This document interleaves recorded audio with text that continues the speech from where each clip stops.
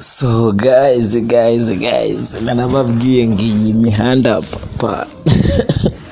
Ababwiye ngo ko byagenda uko ariko kose ngomba kuba mabaye kugira ngo mutazana agira ngo sha. Hari ibikiritasi berutse kumbwira ngo mani ngo ubone ngiryo juri ryawe ngo babaye kimana umusa. Ni indwaye nyine nari indwaye tu. Ariko murumve ko ijwi ryagarutse mu sibyo. Kandi noneho nihagire imbwa cyangwa imbwa akazongera kunuka. Mani njyewe ntago ndi umunyamakuru. Ndi umunigo wihigira umugati bisanzwe biraho ngaho. Kuza muri comment kanuka bro. Niyo naba nakotoye ndamaze. Mani niyo naba nakotoye ndamaze. Uko nabikora uko ariko kose nyine ndamaze. Kuza muri comment kanuka ngo fata fakasha. Higa nabonye hari abajinga bari kuza bakanukanga iryo jwi ryawe ngo ubundi ngo ubundi murambaza iki ko narwaye ubuntu bw'ubugiripe n'ubuki se bimbuze gukora. Rwanda muranatinyuka wabyemera nkufashe wowe uri kunyizanishwa ubwo bugambo nagutura nkawukubita hasi nitaye ku biro 40 byanjye nibitseho niwanyira nawe ufite ibiro nk'iby'akavatiri sha. So guys, reka mabwire ngo rero uyu munsi mana we sha ikintu kijyanye n'ubukwe ndagikunda. Iyo bigeze mu bukwe mba numva ari byiza. Kubana ejo twatashye ubukwe bwa Killaman arabibonye. Hari ibyamamare koko. Buri mukinnyi wese wa filime yaje ko Captain Kibonko namubonye. Taje nongere ndebe neza. Ariko hari ibyamamare buriya n'ubukwe papa. Mu bukwe bwiza mu Rwanda bw'ibyamamare bwabayeho ubwa Killaman buri moto. So mukanya rero nibwo twaturimo tuvuga ku basore na ku nkumi b'ibyamamare baherekeje uwo twakita umuhoza Shemusa umugore wa Killaman. Twaturimo tureba ku ruhande rw'umugore wa Killa. Noneho tugiye kureba ku ruhande rwa Killa nyine bwite. Turebe inkumi n'abasore bari bamugaradiye. Bari n'ibyamamare byinshi byari byamuherekeje. Umuntu witwa Nyambo bari imbere cyane. Dore mitsutsu, kimomo ndetse n'abandi. Inkumi n'abasore rero b'ibyamamare bagaragiye Killaman mu bukwe bwe n'ubukwe bwa Killaman n'uwo twakita Shemusa. Ubundi amazina ya Killaman ya nyayo murayazi bamwita niyo nshuti Abudaramariki. Twese tumuzi ku izina rya Killaman. Rwanda banatinyuka. So Killaman rero yasabye anakwa uwo twakita umuhoza Shemusa aherekejwe n'abasore n'inkumi b'ibyamamare hangaha mu Rwanda papa. N'ubukwe bwabaye ku munsi w'ejo kwa gatandatu tariki ya 2 Werurwe 2024 nibwo Killaman na Shemusa bari bamaze imyaka igera ku 8 babana.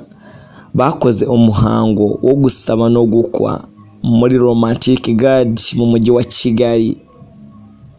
Muri jaride, muri la jaride romantic.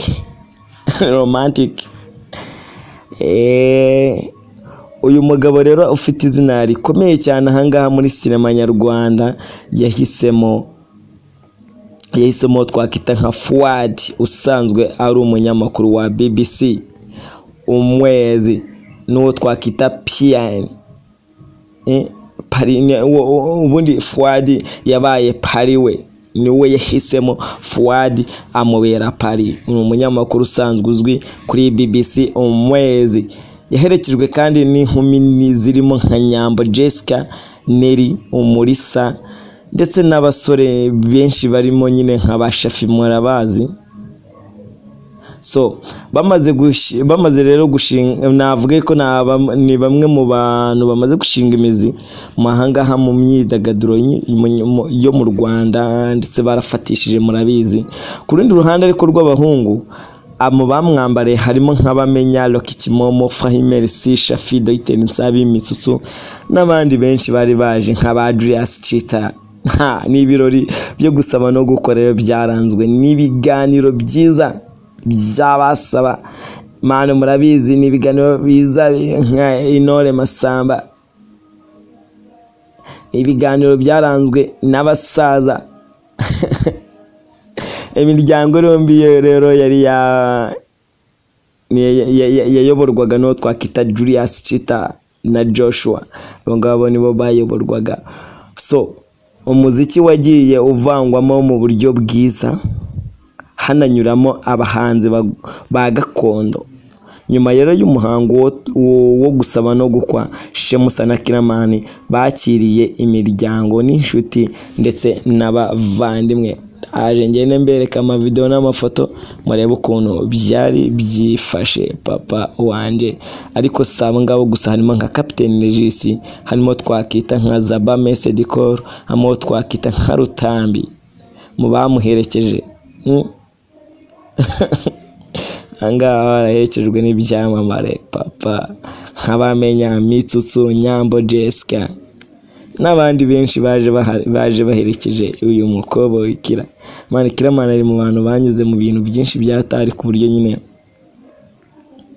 ntago natinya kuvuga yuko ahangaha hageze yarahakoreye pe. Akwiye kuba hari Killamani, akwiye kuba ari ahangaha pe. Ntago ari ibintu twakirwa tugarukaho. Mu byamamare byari byinshi mu byaherekeje Killamani, guhera nko kuri Rocky Kimomo. Rocky ni umurusi ariko buri kantu na buri nguni bari bahabaye, barakeye we. Bari bataye mu dukote rwose, wabonaga bari gusa neza abana. Buri kantu na buri nguni. Ako narumiwe koko. Angaha harimo nka Linda Priya n'abandi muzi muri My Heart, baba baby bose bakina muri My Heart. Nyambo, Jessica neri muri bari mu bakobwa baherekeje Killamani. Murabaza abanga bafite izina riremereye ahangaha muri sinema y'u Rwanda.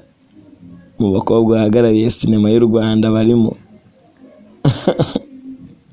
Buri kantu na buri nguni sinuma mbona batinzeho. Wa magani wanuza. Imbwa ziyunguye ivumbi ziricara koko. Ako narumiwe we. Bari bakeye man, ubonaga ari byiza nyoto we bataye mu dukote. Aha.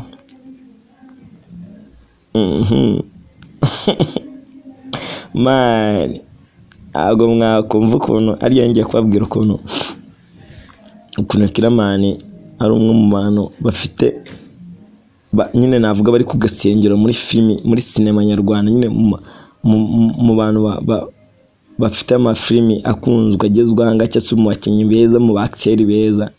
So nk'urugero mugiye mukareba nka filimi yitwa Ibanga, man yarankomye kira. Ntago nabura kuvuga ukuntu Killamani yankomye kuko yarabikoze pe, yakoze ibintu bidasanzwe.